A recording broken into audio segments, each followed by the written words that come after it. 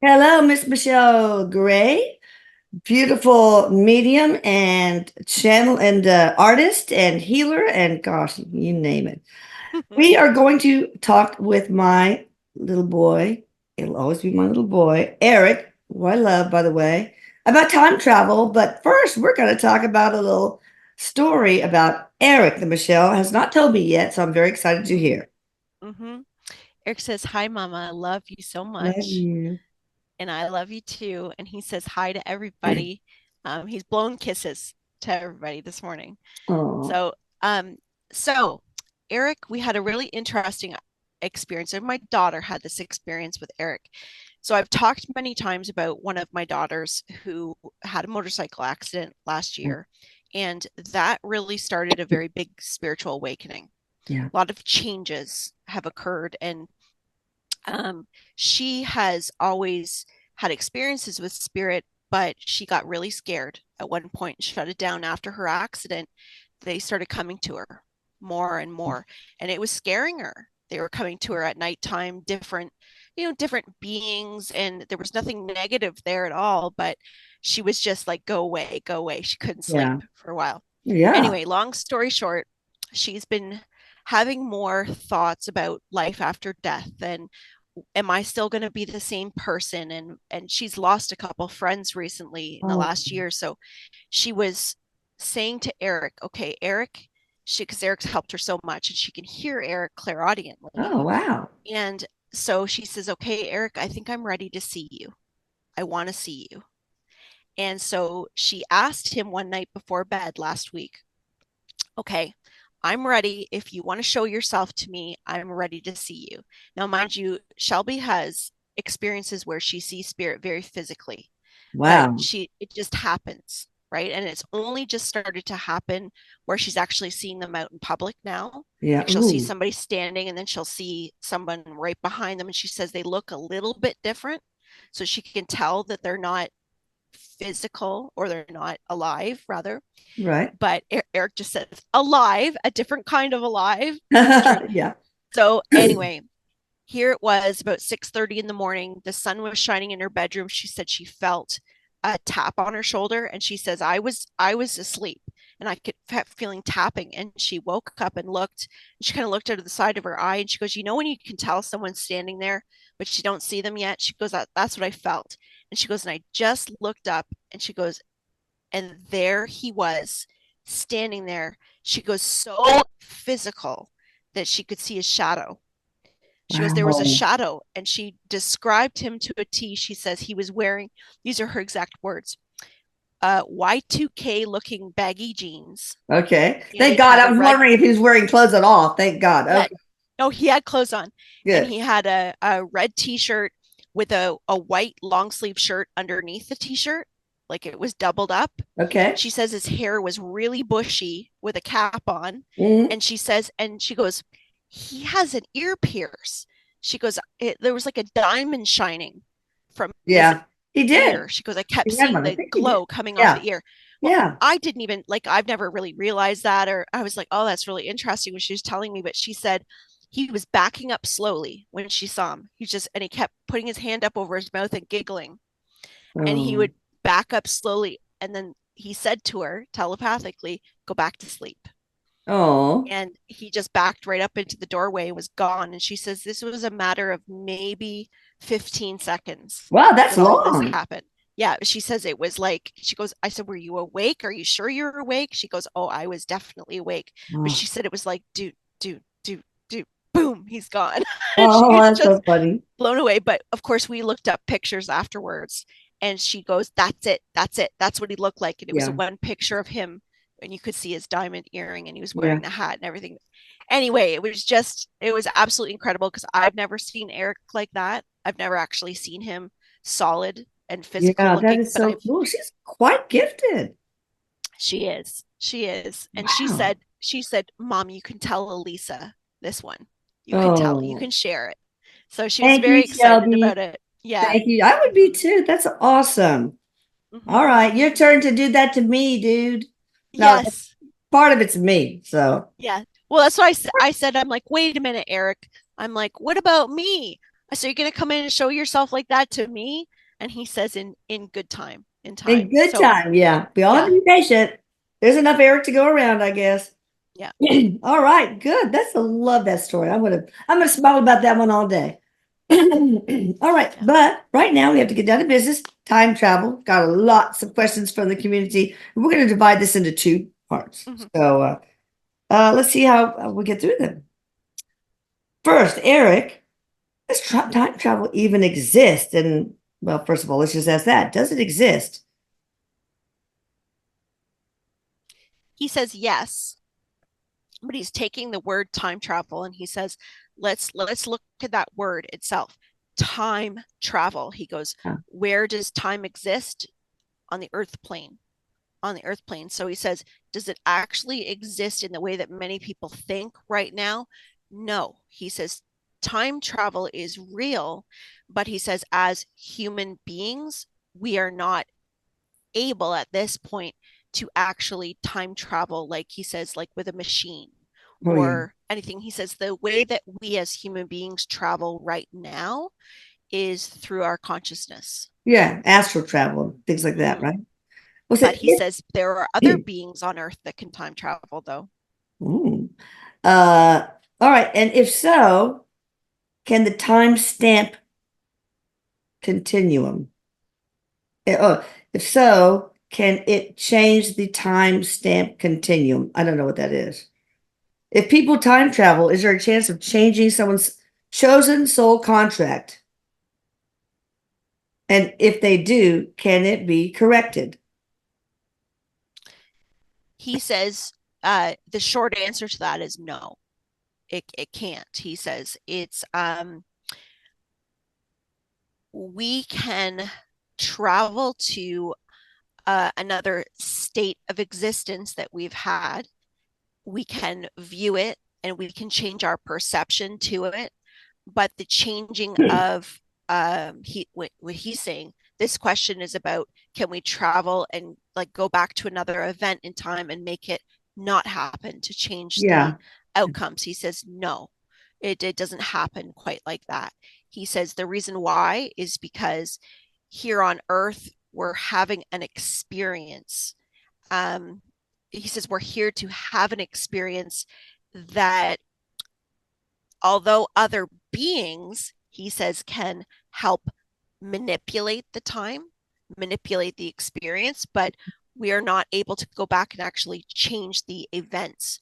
He says, not right now. He goes, when that is possible, will be when Earth, our experience on Earth is very different, when Oh, us as beings are interesting. very different. But he says that would change everything Yeah. Well, if as we had far that as ability. changing one's contract, um, oh, Walgreens is calling. As far as changing one's contract, those are made in a dimension where there is no time, where it's just That's the right. moment. So that complicates That's right. things. All right, Eric, Yes. explain the dimension of time as it exists in the material realm. Okay. So he says everything on earth is linear. Everything on earth has a start and a finish. We And born, we so die, things like that. that's right. We get He up, we says, go to bed. so that is the purpose why we're here. We're here to have this slowed down physical experience so that we can go through the motions of really manifestation of creation. Yeah, cause and So, effect. right. Choice and consequence, things like that are very important to the human experience. Very important. He says that is the richness of why souls come to earth, is to experience that exact thing. So he says, but we talk about time on earth, we can also talk about the strands of time. So he always explains it to me with food. And so he shows me like the box of spaghetti. So the main timeline on earth is the box of spaghetti. All of the little strands of time are like the pieces of spaghetti, meaning that if we're all experiencing a timeline, which we all are right now, so we're all experiencing a timeline. He goes, does that timeline shift? He says, yes, it does.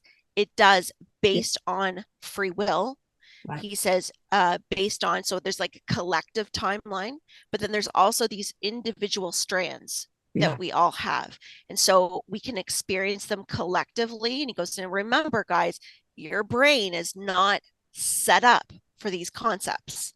Oh, Your brain is mind not blowing. I built. know. Yeah. So he says, so give yourself a break if you're saying, I don't get it. I don't get it.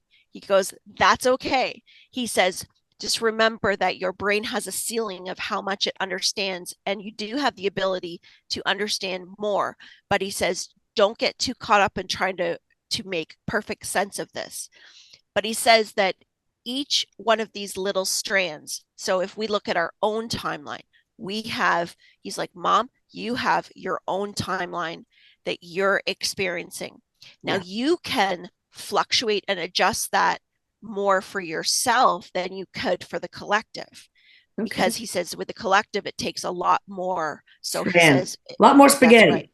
a lot. Yes. He says for the collective, he's showing like grabbing raw spaghetti. He's like grabbing all the strands and he's saying they have to all be going in the same direction Yeah. for there to be a change. Now he says that takes time, which he's laughing. He's like, time. That takes the transition of time. But he says if we look back at events, and he's saying Mandela effect, like if we look Oh back at yeah. events that may have changed, he goes, well, timelines are actually very close together. So he says they're stacked and they blend. Oh. So he says we're not looking at them all as individual. He says so when you stack them all together, some of them can blend, and that's why many of us have no idea how many times we flip in a timeline during the day. He goes because we do.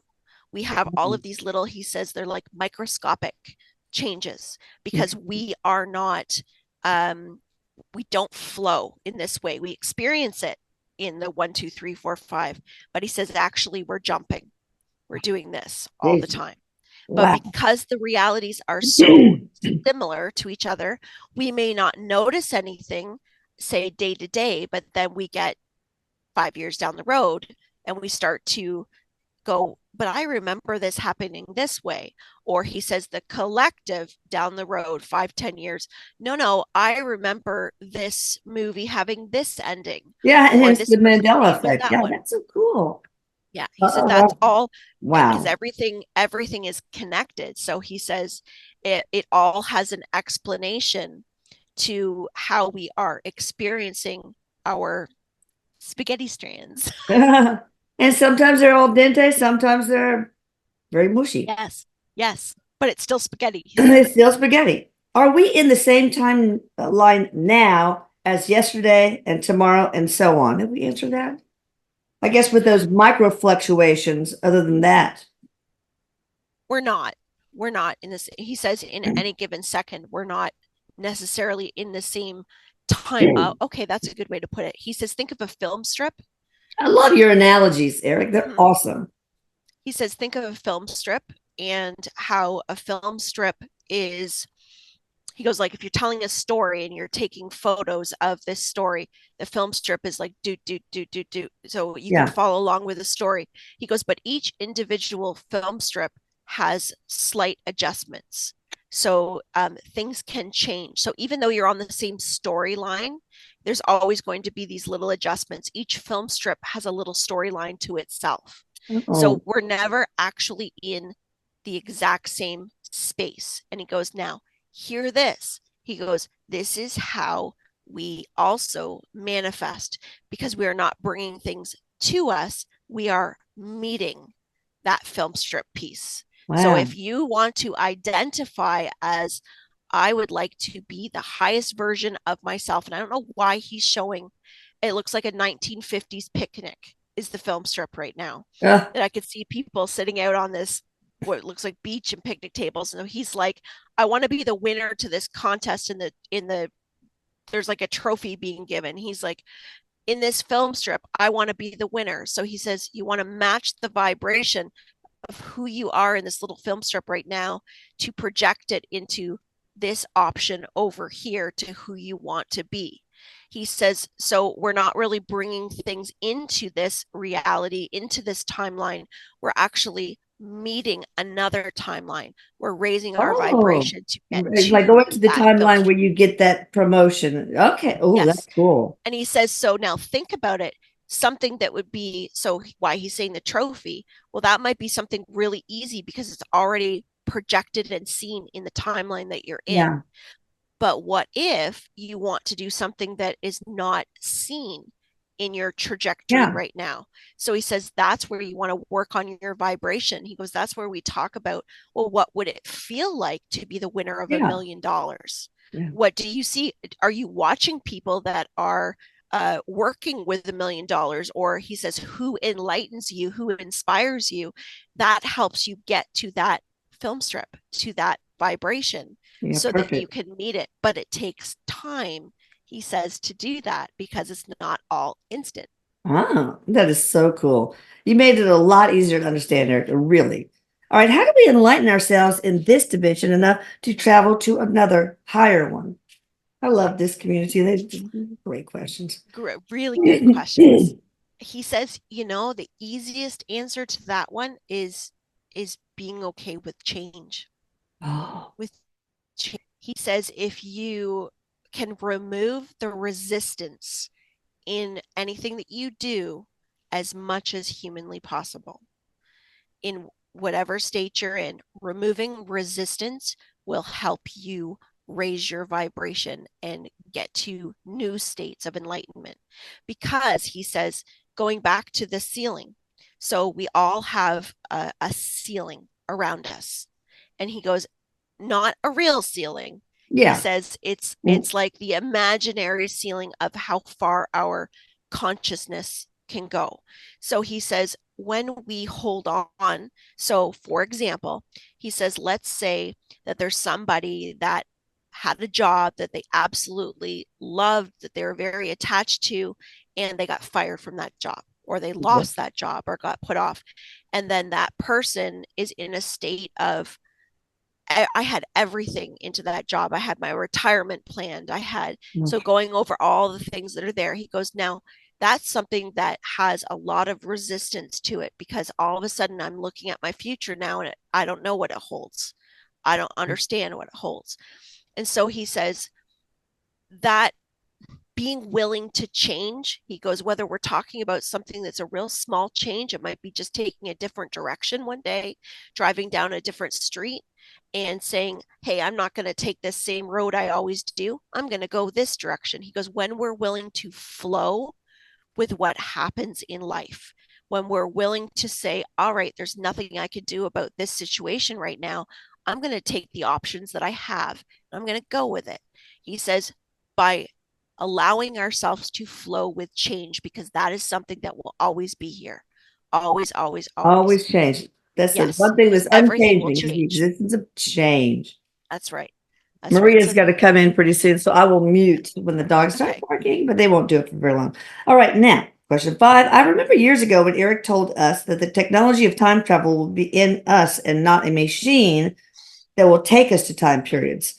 Will this be in form of us imagining the time periods and being energetically more so there energetically more so than actually traveling there in physical form? And I'm going to mute. Yes. Um, he says that the trajectory for there being something physical to move in time is way further down the line, way further. So, yes, we are talking about um, he says the advancement of consciousness, the evolution of our consciousness. And he also says we will have at one point the introduction of some technology to assist us with our consciousness to be able to move in, he says, other timelines. But we're talking much further down the road because he says Oh that yeah.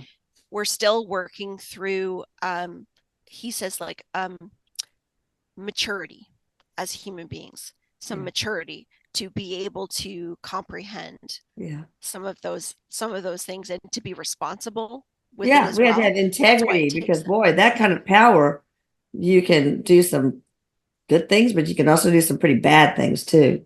Yes. So, how do psychics work? I mean, I always thought before you even were gone, Eric, that they just were able to look through wormholes or something and project their consciousness to another time. But how does it work? Erik just showed me he just took like space and he just pulled it out and stuck his head in and was like, Oh. "Hello, hello." Um, he says, "Okay, how does it work?" He goes, "Well," he says, prophetic information. How does a psychic see things? He goes, "Well, there's a couple different ways," and he says, not including remote viewing. Yeah, However, he says somebody that is psychic is looking at potential timelines based on where the current timeline is. So, for example, he says if Michelle is looking at someone's future and somebody says, "Can you tell me if this person or if I'm going to be married in 10 years?" So he says what Michelle would do is she would center into the energy of that person right now and then ask to be shown the projection. So she would get visuals and information based on where that person is in this moment.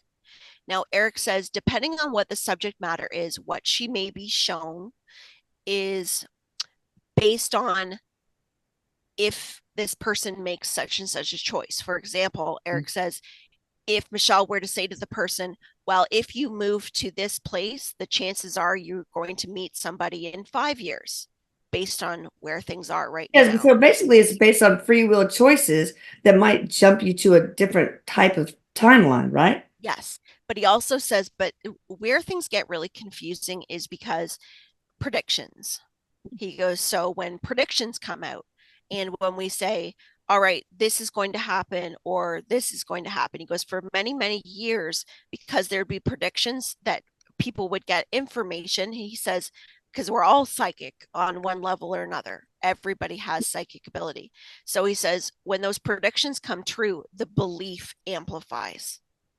So he says, when there is belief in one's own ability, that can amplify the ability to, he says, think of it as law of attraction, amplify the ability for that information to come through clearer. But he says it doesn't change the fact that everything has a trajectory and there are some things for some people that will be in their contract that are firm, that are Yeah. not as movable. He says, but Mm. how they get to that point or how exactly that unfolds has much more to do with the free will. So he says we don't always know everything. And he's even saying in spirit, there might be some things that we know what the outcome's going to be, but Yeah. we don't always know everything because we are existing in another reality, not based on time. So he says that's where there can Oh, be yeah. some confusion with, is it 5 years, 5 months, 5 weeks? He Yeah. says, and really that becomes the practice of the person that's tuning in to understand where that is by the act of doing. Yeah, that's why it's very difficult to do these like the 2024 predictions Mm-hmm. because the collective has free will changes choices and individuals. And so, it's like the quantum probability for now being on this timeline, that's how that works. Okay, is time travel actually about moving your body from one place to another in time or shifting your consciousness to a reality that is already existing since everything is happening now? Basically, quantum leaping. Yes. Okay. Suppose the question is, will it ever be scientifically possible to time travel? I guess we already answered that. Yep. Yes. Mm-hmm. Are people watching us right now from the future? And can we tell? Erik says, yes, of course. He says, can we tell? He goes, well, do you feel like somebody's watching you? Do you feel like you have somebody with eyes on you that you can't see? He goes, yeah, we feel that all the time. Yeah. Are there people watching you from the future? Yes. And he says, are they earth beings? Well, some of them can be on earth, but there are many beings in different existences that are watching.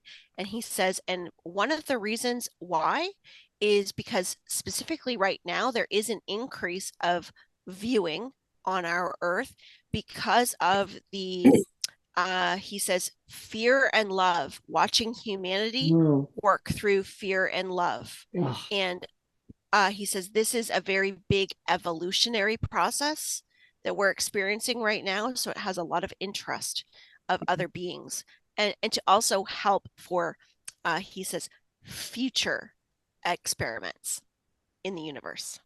Interesting. How many time travelers are among us right now? And why come back to 2024? I think we answered that latter half, but because how many non-human time travelers are among us? And then how many human time travelers are among us? He says when we go into beings, we can go into the thousands Okay. in any given moment. When he says human time travelers, he actually says, based on how we're speaking of it, well, he says that there are some, okay, let's see if we can make sense of this. There are some human beings from another timeline that we would consider the future that are currently viewing the timeline that we're in now, that have the capacity or have the technology to be able to view but not interact, Oh, is what he's okay. saying. Interesting. And how many would that be, Eric? He's saying under 500 Wow. at Okay. this point. Mhm. All right. I heard once that time travel will be invented, but it's a really long way off. How long until humans? Well, we kind of covered that. That basically we have to be more evolved, etc. Yeah, he's like giving me 1,000, like so 1,000 years Wow. approximately. Also, let's say we do time travel, it's invented. Can we meet ourselves living that life at the same time, or would that be forbidden or impossible? Um, he says not impossible. Um, he says that the interaction, um, he's just saying that the interaction doesn't happen because it can. Okay, let me say it this way. He's showing me that there's two faces meeting each other, but the one face looks different. So he says that if interaction happens, they're not seen as the same. Okay. Like, so one doesn't see the other as the same. Oh, So he says having interaction can change a lot, but he's also saying there are contracts that include having some interaction with another version of oh. themselves, but that doesn't mean it's a physical interaction. Okay, got it. Could ghosts or spaceships recorded throughout history be actually humans visiting the past from the future? Um, he says yes. So an example that he's giving me is he's saying that there are, but he's saying it like it being a being. So yes, there are many on earth right now that are connecting with spirit guides or Mhm. beings that are actually themselves. And he says this happens more often than not. And he says Wow, let we could get into a whole discussion of that, but he says it's true, and there's even people listening right now that know this about their own connections. that is so cool. One more question and then we'll wrap up part one. And you guys subscribe and hit the notification bell so you won't miss part two. And I'm going to include one that's further down because it relates to what we've already covered in part one. Is time travel the cause of the Mandela effect? And if not, what is the cause? So we already covered that, right? Yeah, yeah, yeah, All right, so that's I guess a I'll ask big one part more. of it. Yeah. Are there portals we can step into in order to time travel? Like vortices, portals. Yes, yes, but he says that those type of things, he's saying that there are some groups on earth that have at different times on our earth plane have played with that. have opened up portals, and he's saying that there have been some human beings that have met these portals unknowingly Oh. and relocated themselves. Oh. Into a different reality or different time or what? He says into another reality that's very similar to the Oh. one that we have. So but they could tell there's in a different reality, or it's like so subtle that they can't tell. Some so subtle that they can't tell, but he's actually showing me somebody that's exploring on a looks like a camping area, or there's a mountainous area that has actually gone missing and is in another Oh, all these reality. missing people. Yeah. The Yeah. missing 100 or 300 or whatever. Mm-hmm. Interesting. So a lot of those just went through portals. Yes. Are these portals geographic, like related to ley lines, etc.? Yes, he says that it's all connected to energy, force of energy. And he says, think of it as if you're wearing a pair of jeans and you're starting to get a rip in the knee. He says, think of it as being like flexible, like a rip, and then all of a sudden it just tears Yeah. and you can move through. And he says, it's not that we see it, we might feel it, Yeah. What's but it it's feel not like? always something that's seen. He's giving me like cold. It feels cold. Oh, weird. Like it feels like in a little tingly and cold. And he says it's very quick. It's not like actually a tunnel. It's not like Okay. walking through something. It's just like almost That's like a so cool. yeah. Awesome. All right. Thank you, Michelle Gray. Her information's in the box below, but of course, there'll be a splash screen. So be sure you write down her information, get in touch with her because she's awesome. You guys, goodbye, Eric. I love you. I'm going to say that on the flip side. So here we go.